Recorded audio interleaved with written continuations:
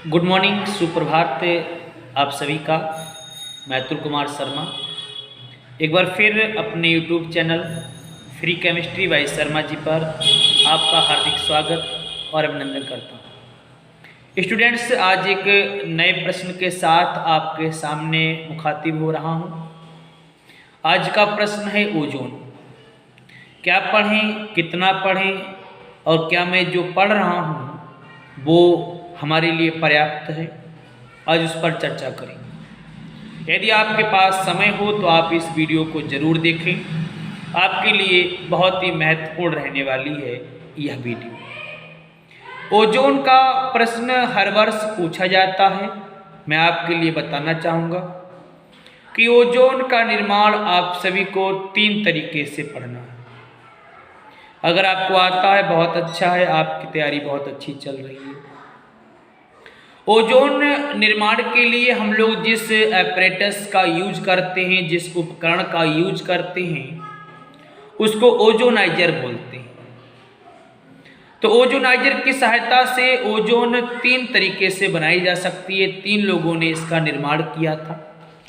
कौन कौन से वैज्ञानिक हैं, कॉपी पेन लेकर के नोट करिए, मैं नाम बताता हूँ।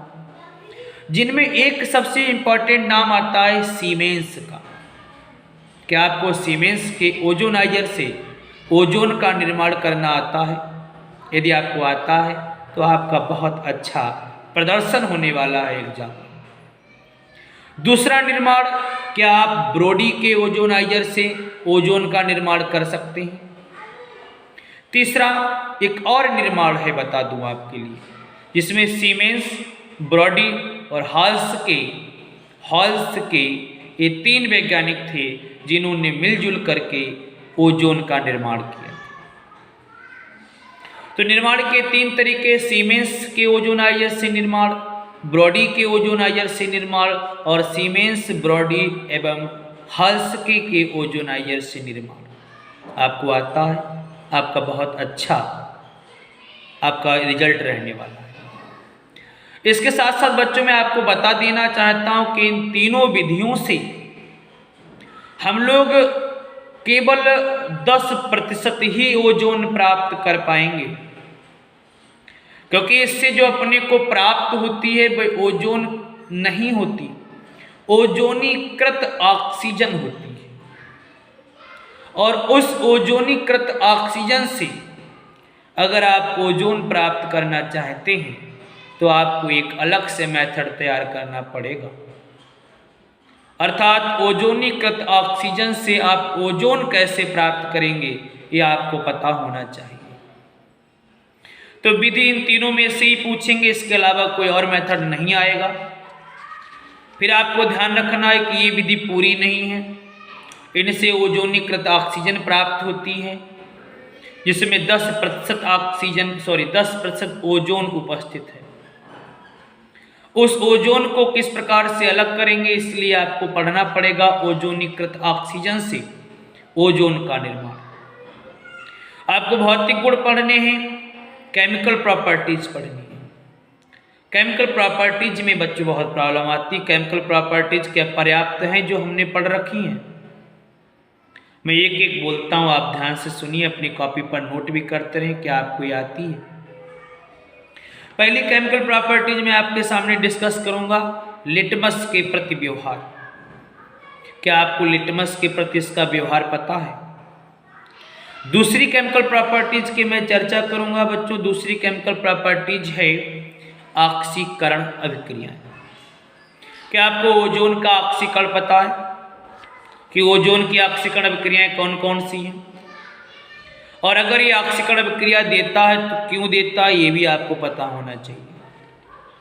इसके ऑक्सीकरण अभिक्रियाओं को पूछ सकता है कि ओजोन का निर्माण सीमेंस के ओजोनाइजर से आप किस प्रकार करेंगे, इसकी ऑक्सीकरण अभिक्रियाओं को बताइए।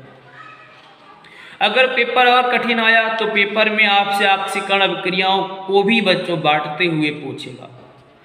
धातुओं का ऑक्सीकरण कैसे करेंगे, अधातुओं का ऑक्सीकरण किस प्रकार से करेंगे, ओजोन की सहायता से कार्बनिक यौगिकों का ऑक्सीकरण किस प्रकार से करेंगे। क्या होता है जब इसकी H2S से अभिक्रिया कराई जाती है हाइड्रोजन सल्फाइड के साथ, आपको पता होनी चाहिए। इसकी KI विलयन के संग अभिक्रिया हो सकती है, पोटेशियम आयोडाइड से अभिक्रिया पहुंच सकते हैं। पोटेशियम आयोडाइड से अभिक्रिया भी दो तरीके से पहुंच सकते हैं, या तो KI का विलयन लेगा या फिर अम्लीय माध्यम में पूछेगा कि अम्लीय माध्यम में KI के साथ किस प्रकार हम लोग अभिक्रिया करेंगे। इसके अलावा बच्चों स्टेनस क्लोराइड के संग अभिक्रिया बनती है, इसकी बहुत पूछी जाती है। इसकी अभिक्रिया एक पोटेशियम फेरोसाइनाइड के साथ बहुत पूछी जाती है, तो आपको उसको भी ध्यान रखना है। इसके अलावा बच्चों ओजोन से ओजोनाइड पूछ सकता है कि ओजोन से ओजोनाइड किस प्रकार बनाएंगे।